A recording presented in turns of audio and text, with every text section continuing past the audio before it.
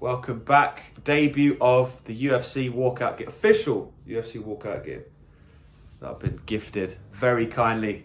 But had to be brought out for this one because we're back with the UFC 266 this weekend. I feel like it's been ages. I actually do feel like it's been a long time since I watched UFC. Well, certainly at the time anyway. At the time of night that it's on. TJ was on before. Conor was back in July. It's been a bit of a quiet one. It's sort of, things aren't really moving that quickly. They're moving in boxing. And now sort of just now we're kind of getting into a period where we might get some fights now. A lot of interesting fights have been announced for later on in the year, and obviously John Jones is lurking, ready to come back. Obviously Conor McGregor will be back next year, start of next year I think. He's obviously, as I'm sure you've seen, keeping himself in the public eye. Not that he needs to do that, but he's been out and about gallivanting and doing his thing. But whatever about him, this fight card, interesting, I think is the word, is that there's a few for me that are statement, legacy defining, main event specifically. I think co-main as well. So getting straight into it, Jessica Andrade, she's fighting Cynthia Calvillo. Andrade just lost to Shevchenko, the champ, who's fighting later on in the card. So she needs a win to get back on the train, which she should do in this fight. I don't see it going that long, given Andrade's skill set. Next fight up, Curtis Blaydes and Jairzinho Rozenstruik. Now, Rozenstruik just lost his last fight. Curtis Blaydes lost his last fight to Derek Lewis, and that was kind of like a number one ranking eliminator. Title fight eliminator. So he was kind of one step away from the belt, lost, came back. Now this is kind of his, if he wins this fight well, whoever wins this fight, to be honest, is going to be in the conversation for next behind Stipe, Cyril Gane. Well, hopefully Cyril Gane and Stipe are going to fight, not Stipe, Cyril Gane and Ngannou are going to fight.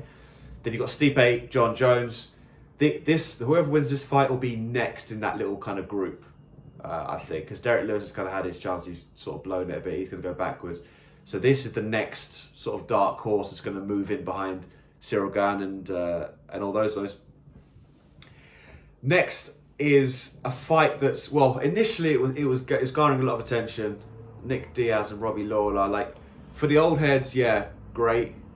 But I'm just like, well, they're both 38, 39, so Lawler's 39, Diaz is 38. Diaz is 45 years.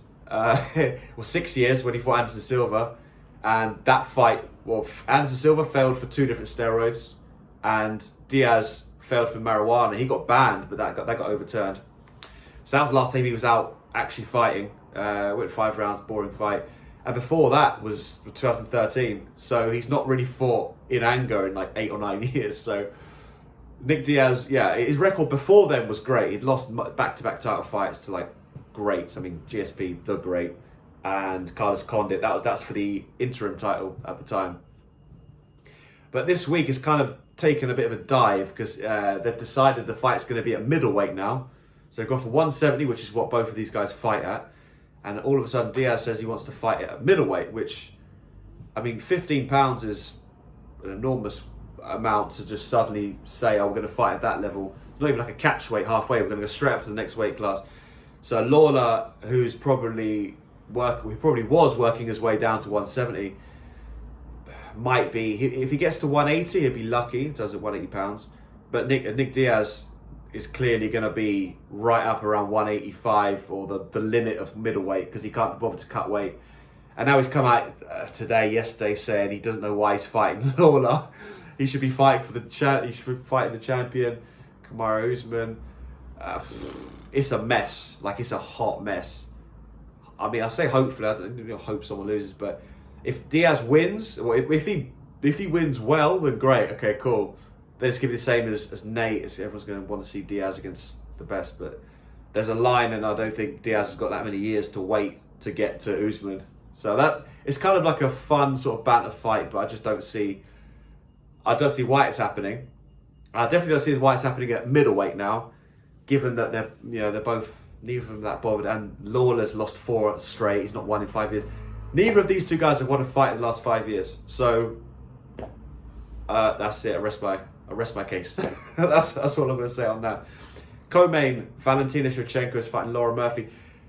Murphy's 38. She's won 4 in a row. She beat Calderwood last. She was quite good. But Shevchenko's one of the greatest of all time. Male or female? Hold on, pause. Certainly one of the greatest, if probably the second greatest female fighter of all time. She's going for a 6th title defense, undefeated at flyweight. She's not lost since 2011. The only person she's lost to is Nunes since then.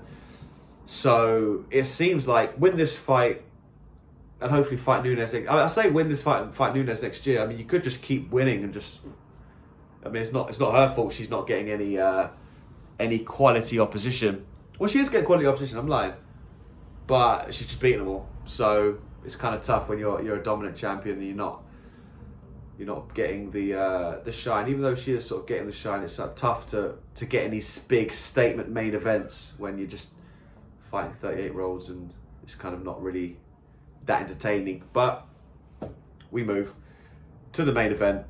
One of my favourite fighters. I don't know why. I like his attitudes. Alexander Volkanovski is fighting Brian Ortega. Now I actually like both of these guys. So Volkanovski's last 2 fights were 2 epics against Max Holloway. Now they're both. I mean, one of them was controversial. I mean, they're both kind of seen as controversial because Max was quite good in those fights, but got 2 wins against Max Holloway. Ortega's last loss was against Max Holloway. So they've got a common opponent. They've just filmed The Ultimate Fighter, which is kind of like a weekly show. So they've got done filming that. So they've seen a lot of each other behind the scenes. And it sounds like from the interviews they've given afterwards that Volkanovski sort of dislikes Ortega more, having seen him up and close. So it's good exposure for them both. I mean, I watched it. I mean, it's not as popular as it was, The Ultimate Fighter. Definitely nowhere near as popular as it was. But interesting nonetheless. Volkanovski is, I mean, for me, one of the most underrated champions in the UFC at the minute, and one of the most underrated fighters, I think, on the roster for sure. Because if he can win this one, this is why I talk about statement fight. This is the statement one. Even though he's beaten Holloway twice, this one, if he can go in there, beat Holloway twice, and then beat Ortega, he's cemented as undisputed, absolutely undisputed. You beat the same guy twice, okay, cool. You know, they're both. One of them was quite close. Some people say he lost it, so it was kind of like, okay, cool. You beat the same guy twice, fine. Beat someone else who's also very, very good in Ortega, who's only lost 1 fight, and that was to Holloway. So this is one of those big fights for featherweight division. They're both fought similar-ish. I mean, Volkanovski beat Holloway in July last year, and then Ortega fought in October last year. So it's similar-ish. Volkanovski had COVID bad. That's why this fight is delayed this long. So that, who knows? I mean, nobody knows. Well, I definitely don't know how that affects you going forward. A lot of the fighters have got COVID at some point. So overall, if you look at it from top to bottom, some of the names jump out there. But I think this is what I think. I think the fights are going to be better than the names suggest. So some of these names pop out: Diaz and Blades. But hopefully, I mean, certainly that Blades Rosenstruck fight could be a banger. That could definitely be a banger. You could have Andrade go in there and dominate. Shevchenko go in there and dominate. I'm kind of a bit concerned about this Diaz Lawler thing. I just don't know how that's going to look. It could look horrendous. But I'm just hoping it's not like a 3-round hug fest and they just... If there's a finish, it'll be a good fight. Obviously, it sounds stupid. But hopefully, it's not going to be a 3-round epic back-to-back. I just don't think that's going to be the case. And then the main event could be an epic. I'm hoping it's a 5-rounder. Showcase their skills. I think Volkanovski will stop Ortega, but in terms of an upset, it's definitely possible because Ortega's got ridiculous jiu-jitsu. So watch this space and see what happens afterwards. So UFC is back. Very exciting times. There's a few more very interesting cards to finish the year. I'll do like individual videos for those because trying to wrap it up in the main chat is a bit long. So you get some specialized. You call this specialized. You get me wearing this and talking what I see and what's happening. So yeah, I'm looking forward to it. See you again soon.